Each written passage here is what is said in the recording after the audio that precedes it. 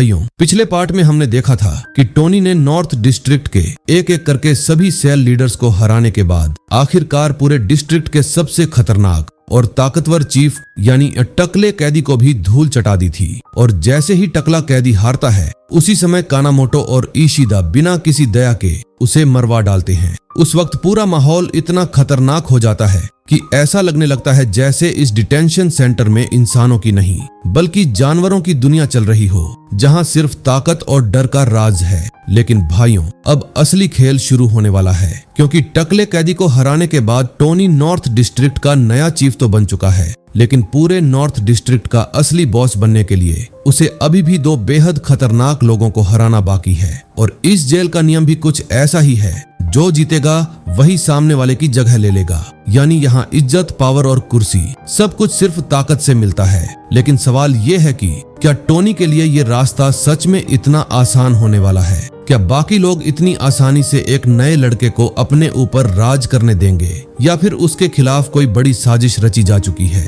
क्योंकि भाइयों, अब तक हमने जितना देखा है उससे साफ पता चलता है कि इस डिटेंशन सेंटर के अंदर कुछ बहुत बड़ा और बहुत खतरनाक खेल चल रहा है।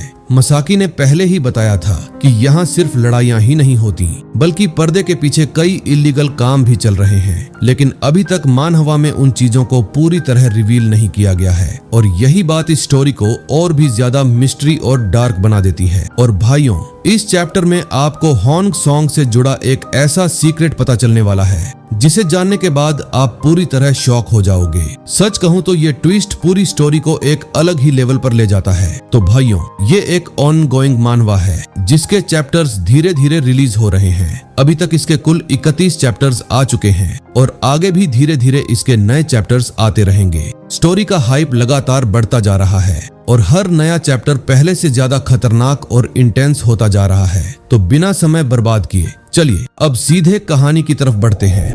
इसके बाद हमें एक कॉन्फ्रेंस रूम दिखाया जाता है जहां सारे डिस्ट्रिक्ट के बॉस बैठे हुए होते हैं। तभी तेत्सु कानामोटो को बोलता है, मेरे भाई कानामोटो, तुम्हें तो नियम बहुत पसंद थे, लेकिन अब तुम खुद ही उन्हें नजरअंदाज कर रहे हो। ये सुनकर कानामोटो गुस्से में कहता है कि ये उसके डिस्ट्रिक्ट की बात है और दूसरे लोगों को इसमें टांग अड़ाने की जरूरत नहीं है। फिर वह धमकी भरे अंदाज में पूछता है कि क्या वो अपनी जीभ बाहर निकलवाना चाहता है। यह सुनकर तेत्सु हंसने लगता है और कहता है कि क्यों ना वो कोशिश करके देख ले, क्योंकि उसे ये सब काफी मजेदार लगेगा। फिर हाथ ऊपर उठाते हुए वह कहता है कि अगर चीफ को हराने के तुरंत बाद बॉस भी हार गया तो टोनी ही नॉर्थ डिस्ट्रिक्ट का अगला किंग बनेगा और लाशों के ऊपर से गुजरते हुए उसका रास्ता और भी शानदार लगेगा। ये सुनते ही कानामोटो गुस्से से टेबल पर हाथ पटकता है और चिल्लाते हुए कहता है कि क्या अब वो उसका मजाक उड़ाएगा, क्योंकि वो कब से उसकी बेकार बातें सुन रहा है। इतना कहकर वो गुस्से में तेत्सु के चेहरे पर जोरदार पंच मार देता है और कहता है कि अगर वो 100 साल का बूढ़ा भी बन जाएगा तब भी उसे कोई हरा नहीं पाएगा। तेत्सु बिना डरे अपने मुंह से खून पोंछते हुए कहता है कि क्या उसे सच में लगता है कि वो उसे मार सकता है। फिर वह कानामोटो को उकसाते हुए कहता है कि अगर उसे लड़ना ही है तो जाकर टोनी से लड़े। इसके बाद तेत्सु उसकी तरफ दौड़ता है और कहता है कि बिना मतलब का जो गुस्सा उसने उस पर निकाला है उसका जवाब उसे जरूर मिलेगा। तभी शू काजामी दोनों को शांत होने के लिए कहता है, लेकिन कानामोटो गुस्से में तेत्सु का कॉलर पकड़ लेता है। तभी अचानक कमरे का दरवाजा खुल जाता है और डायरेक्टर हेड गार्ड के साथ कमरे में एंट्री करता है। वह मुस्कुराते हुए कहता है, तुम लोगों को देखकर अच्छा लगा, काफी एनर्जेटिक हो। लेकिन अगले ही पल उसका चेहरा पूरी तरह सीरियस हो जाता है और वह कहता है, तुम सब बॉस होकर भी जानवरों की तरह मेरे सामने मेरे ही जेल में लड़ रहे हो। क्या तुम लोग यही अपनी कब्र खुदवाना चाहते हो? फिर हम सीन देखते हैं जहां शू काजामी डायरेक्टर को एक हॉट ड्रिंक ऑफर करते हुए कहता है, सर इसे पी लीजिए। फिर वह समझाते हुए कहता है कि कानामोटो आमतौर पर ऐसा व्यवहार नहीं करता, लेकिन हाल ही में उसके साथ बहुत कुछ हुआ है, इसलिए उसका मूड खराब चल रहा है। यह सुनकर डायरेक्टर हल्का सा हंसते हुए कहता है, सॉरी, मेरा तुम्हें डराने का कोई इरादा नहीं था, मुझे माफ कर दो। फिर वह कहता है कि तुम लोगों को लड़ते देखकर उसे उनकी चिंता हो गई थी, इसलिए वह थोड़ा गुस्सा हो गया था, लेकिन अब उस बात को भूल जाने के लिए कहता है। इसके बाद शू काजामी हंसते हुए कहता है, यस सर, क्यों नहीं। तभी तेत्सु मुस्कुराते हुए कहता है, सर आपको हमारी चिंता करने की जरूरत नहीं है। और यह सुनते ही वहां मौजूद सभी लोग जोर जोर से हंसने लगते हैं। स्माइल के साथ डायरेक्टर कहता है कि अच्छे बच्चों को किसी चीज की चिंता करने की जरूरत नहीं है, क्योंकि आज वह उन्हें कुछ जरूरी बताना चाहता है। फिर वह बताता है कि मिनिस्ट्री ऑफ जस्टिस यहाँ चेकिंग के लिए आने वाली है और वह चाहता है कि उन्हें ऐसा दिखाया जाए कि यहाँ मौजूद सभी बच्चे बहुत प्यारे और आज्ञाकारी हैं। डायरेक्टर फिर मुस्कुराते हुए कहता है, तुम लोग यह मेरे लिए करोगे ना? हाँ, समझ गए ना? इसके बाद टोपी वाला गार्ड सख्त आवाज में कहता है कि अगर आगे किसी ने फिर से कोई परेशानी खड़ी की तो उसे यहाँ नहीं रखा जाएगा, बल्कि सीधे बड़े जेल में भेज दिया जाएगा। डायरेक्टर भी कहता है कि अगर कोई बड़े जेल में चला गया तो वहाँ किसी को इतनी आरामदायक जिंदगी नहीं मिलेगी जितनी अभी मिल रही है। गार्ड गुस्से में सबको घूरते हुए कहता है, समझ गए ना सब? यह तुम्हारे लिए बहुत अच्छा है, इसीलिए हमारे लिए चीजों को मुश्किल मत बनाओ। तभी तेत्सु मुस्कुराते हुए कहता है कि उसका साउथ डिस्ट्रिक्ट तो आराम से रहेगा, लेकिन वह देखना चाहता है कि आखिर कानामोटो के डिस्ट्रिक्ट में चीजें कैसे संभलेंगी, क्योंकि वहां हालात कुछ ठीक नहीं चल रहे हैं। फिर हंसते हुए वह कहता है कि कानामोटो के डिस्ट्रिक्ट में एक चीफ कम है और शायद यही आगे चलकर सबसे बड़ी परेशानी बन सकता है। ये सुनकर कानामोटो गुस्से में धीरे से कहता है, साले अपने काम से काम रखना बे। तभी हेड गार्ड सबके सामने ऐलान करता है कि नियमों के हिसाब से अब टोनी नया चीफ बनेगा। ये सुनते ही कानामोटो गुस्से से आग बबूला हो जाता है और चिल्लाकर कहता है, यही लड़का तो मेरा दुश्मन है। लेकिन वह अपनी बात पूरी भी नहीं कर पाता, क्योंकि गार्ड बीच में ही उसे रोक देता है और कहता है कि उसे अपनी निजी राय रखने की जरूरत नहीं है, क्योंकि यह फैसला नियमों के अनुसार लिया गया है। फिर वह गुस्से से कहता है कि यहाँ कोई भी अपनी पर्सनल फीलिंग्स बीच में नहीं लाएगा, क्योंकि यह नियम पहले से तय है। इसके बाद कानामोटो गुस्से में टेबल पर जोर से हाथ मारता है। तभी डायरेक्टर उसे शांत रहने के लिए कहता है और बोलता है कि उसने ही तो टोनी को नॉर्थ डिस्ट्रिक्ट में अपने छोटे भाई का बदला लेने के लिए रखा था। फिर वह कानामोटो को एक ऑफर देते हुए कहता है कि अभी तक कोई नहीं जानता कि मिनिस्ट्री ऑफ जस्टिस वाले कैसे लोग होंगे, इसलिए इस समय रिस्क लेने का कोई मतलब नहीं बनता। इसीलिए फिलहाल के लिए टोनी को चीफ बना देना ही सही रहेगा। फिर डायरेक्टर धीरे से मुस्कुराकर कहता है कि एक बार चेकिंग पूरी हो जाए, उसके बाद कानामोटो टोनी के साथ जो चाहे कर सकता है। तभी तेत्सु हंसते हुए कहता है कि कानामोटो के लिए यही सबसे बढ़िया फैसला है, इसलिए उसे मान जाना चाहिए। और इसी के साथ नए चीफ का फैसला आखिरकार तय हो जाता है। कानामोटो गुस्से में मन ही मन सोचता है कि अब से उसे बहुत ज्यादा सावधान रहने की जरूरत है और गुस्से में ग्लास को टेबल पर जोर से पटक देता है। इसके बाद हम देखते हैं कि बहुत सारे लोग किसी चीज को देखने की कोशिश कर रहे होते हैं। तभी कोई कहता है, अरे वहाँ क्या हो रहा है? हटो, मुझे दिखाई नहीं दे रहा। दूसरा आदमी चिढ़ते हुए बोलता है, यह तुम्हारी गलती है, तुम लेट क्यों आए? तभी डॉक्टर गुस्से में दरवाजा खोलती है और सबको चुप रहने को कहती है। फिर वह बोलती है कि क्या वे लोग मरीज को आराम भी नहीं करने देंगे? लंबे बालों वाला कैदी हंसते हुए कहता है, क्या मेरा सेल लीडर ठीक तो है ना? डॉक्टर कहती है कि टोनी तब तक यहीं रहेगा जब तक सब लोग शोर कम रखेंगे। ये सुनकर लंबे बालों वाला आदमी सबको धमकी देता है कि जो भी ज्यादा हल्ला करेगा वह उसे खुद बाहर फेंक देगा। इसके बाद सभी लोग पीछे हट जाते हैं और डॉक्टर उन्हें ध्यान से देखने लगती है। फिर कोई मन ही मन सोचता है कि यह तो इशिदा है। तभी जनरल इशिदा वहां आता है और कहता है कि उसे टोनी से मिलना है, क्योंकि यह डायरेक्टर का ऑर्डर है। वह डॉक्टर के पास जाकर बात करता है तो डॉक्टर कहती है कि टोनी अभी सो रहा है और अगर जरूरी हो तो वह उसे बता दे, वरना वह यहीं इंतजार कर सकता है। तब इशिदा बताता है कि कभी भी यह ऐलान किया जा सकता है कि टोनी अब नॉर्थ डिस्ट्रिक्ट के नए चीफ के रूप में टकले आदमी को रिप्लेस करने वाला है और अब टोनी ही नॉर्थ डिस्ट्रिक्ट का नया चीफ है। इसके बाद वहां खड़े लोग आपस में बातें करने लगते हैं। एक लड़का हैरानी से कहता है कि उसे विश्वास नहीं हो रहा कि टोनी नया चीफ बनने वाला है। तभी लंबे बालों वाला कैदी गुस्से में उसे डांटते हुए कहता है कि चीफ टोनी के लिए सम्मान दिखाओ। इसी बीच डॉक्टर अंदर जाती है जहां टोनी आराम कर रहा होता है और धीरे से पूछती है, क्या तुम सुन रहे हो? तभी हॉन्ग सॉन्ग कहता है कि उसे पहले से यही उम्मीद थी। फिर वह टोनी से पूछता है कि अब वह क्या करने वाला है। टोनी धीरे से जवाब देता है कि वह अभी डाउट में है और अभी भी सोच रहा है, लेकिन उसे नहीं लगता कि कानामोटो इस फैसले को आसानी से स्वीकार करेगा। तभी हॉन्ग सॉन्ग गुस्से में बैठते हुए कहता है कि यह डायरेक्टर का आदेश है, इसलिए कानामोटो को इसे मानना ही पड़ेगा। वह बताता है कि मिनिस्ट्री ऑफ जस्टिस बहुत जल्द इंस्पेक्शन के लिए आने वाली है और डायरेक्टर इस मामले में बेहद सावधान है। इसलिए वे किसी भी तरह की गलती की गुंजाइश नहीं छोड़ेंगे। टोनी धीरे से मिनिस्ट्री ऑफ जस्टिस दोहराता है और पूछता है कि आखिर वे लोग कौन हैं। तब हॉन्ग सॉन्ग समझाता है कि उनका काम करेक्शन सेंटर्स और सेफ्टी सिस्टम्स को चेक करना होता है, ताकि यह देखा जा सके कि सब कुछ सही तरीके से चल रहा है या नहीं। वह यह भी बताता है कि वे खास तौर पर डिसिप्लिन पर सबसे ज्यादा ध्यान देते हैं, इसलिए चीफ और बॉस सभी को कंट्रोल में रखते हैं ताकि कोई भी समस्या पैदा ना हो।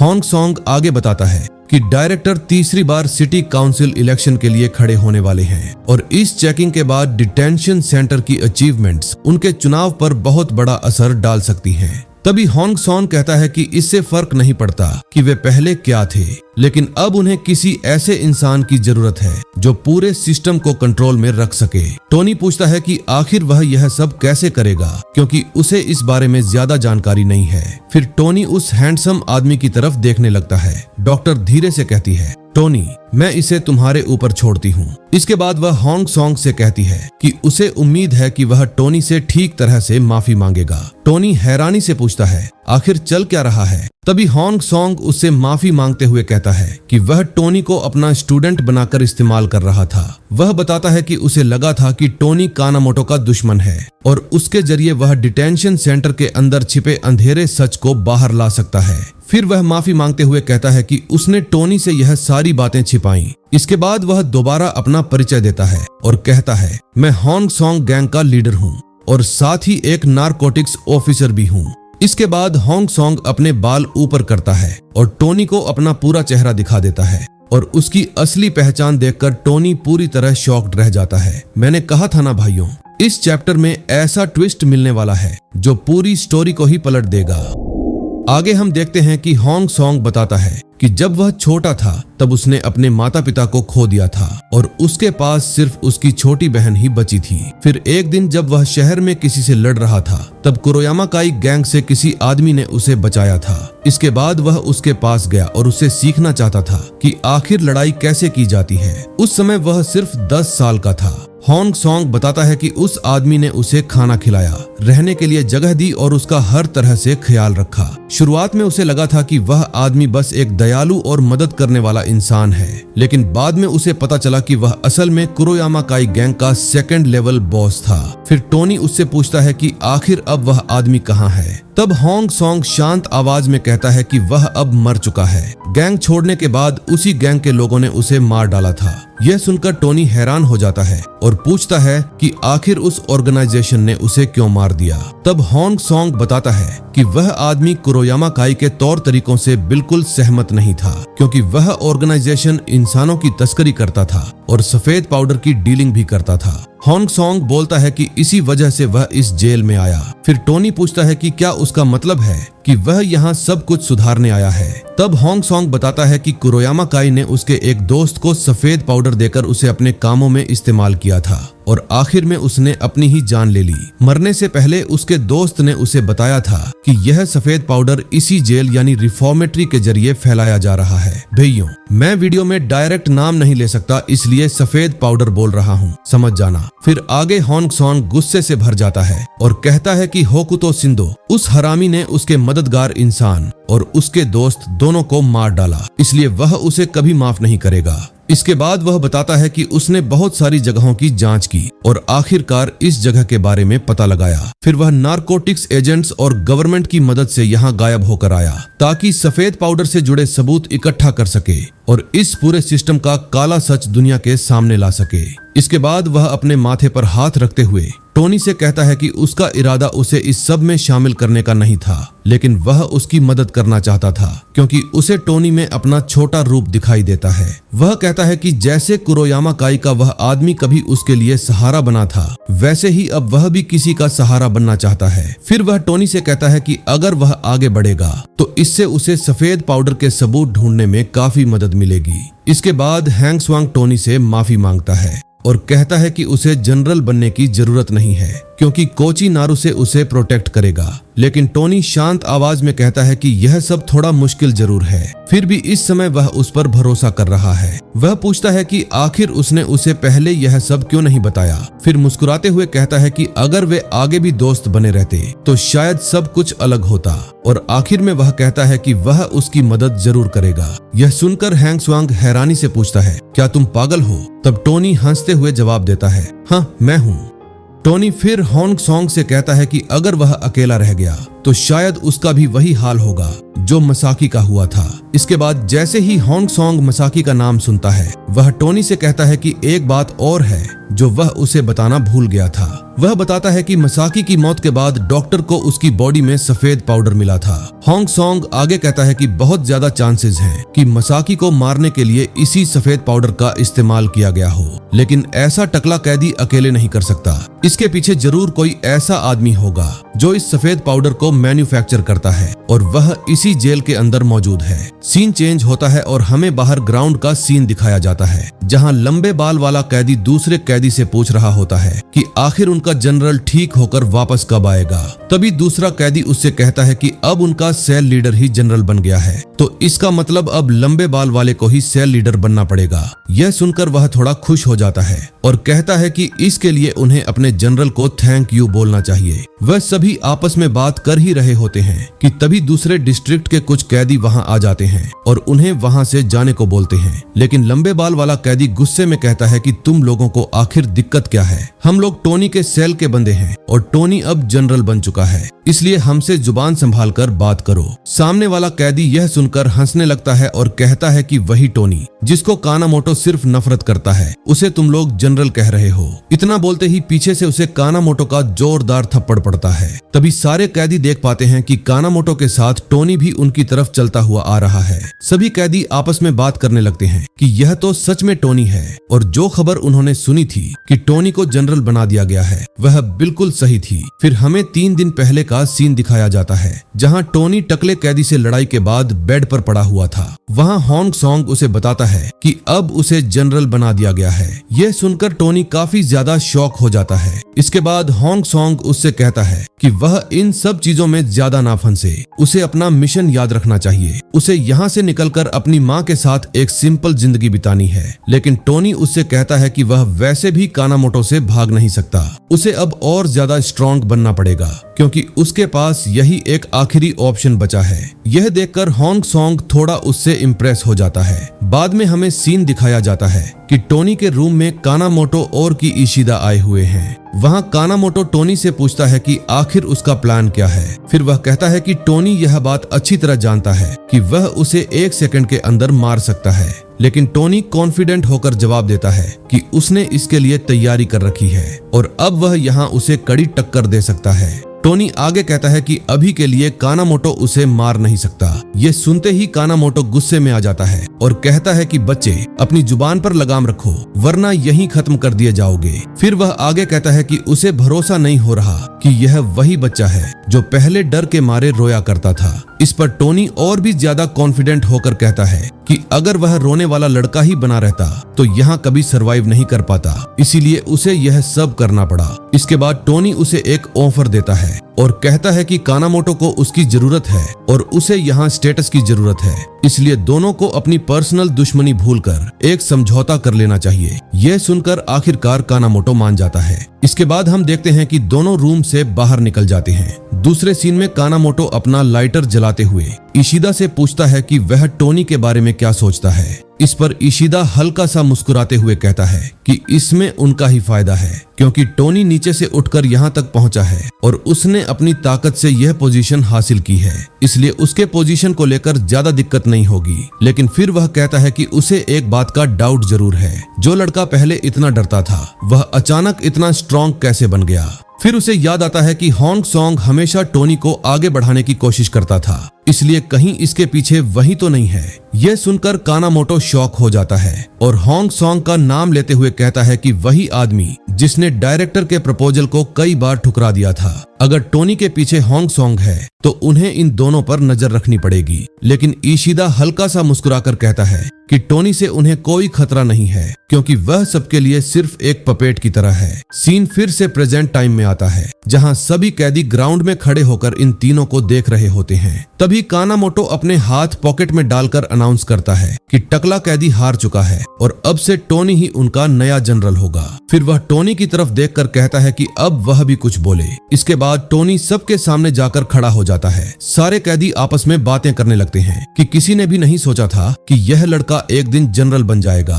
तभी टोनी कॉन्फिडेंट होकर सबके सामने कहता है कि वह टकले कैदी जैसा इंसान नहीं है और आज से वह यहाँ होने वाली बुलिंग को पूरी तरह खत्म करता है। वह कहता है कि अब सभी को उसका यह नया नियम फॉलो करना पड़ेगा और नॉर्थ डिस्ट्रिक्ट में आज से यही नियम चलेगा। ये सुनते ही सारे कैदी खुशी से उसे चीयर करने लगते हैं और कहते हैं कि टोनी सबसे बेस्ट है। लेकिन उसी समय कानामोटो पीछे खड़े होकर उसे घूरता रहता है और मन ही मन कहता है कि देखते हैं वह इस पोजीशन में आखिर कितने दिन जिंदा रह पाता है। इसके बाद सीन चेंज होता है और हम एक हाथ को देखते हैं जो गुस्से में नशे वाली बोतल को दूर फेंक देता है और यह कोई और नहीं बल्कि कानामोटो का छोटा भाई होता है, जिसकी नाक टोनी ने काट दी थी। वह गुस्से में कानामोटो से पूछता है कि उसने उसे टोनी को मारने के लिए कहा था, लेकिन उसने उल्टा उसे जनरल बना दिया। आखिर क्यों? वह अपने बड़े भाई से यही सवाल पूछता है। तब कानामोटो गुस्से में कहता है कि चुप रहो, यह तुम्हारा स्कूल नहीं है। यहाँ बहुत सारी चीजें बैक एंड में चल रही हैं,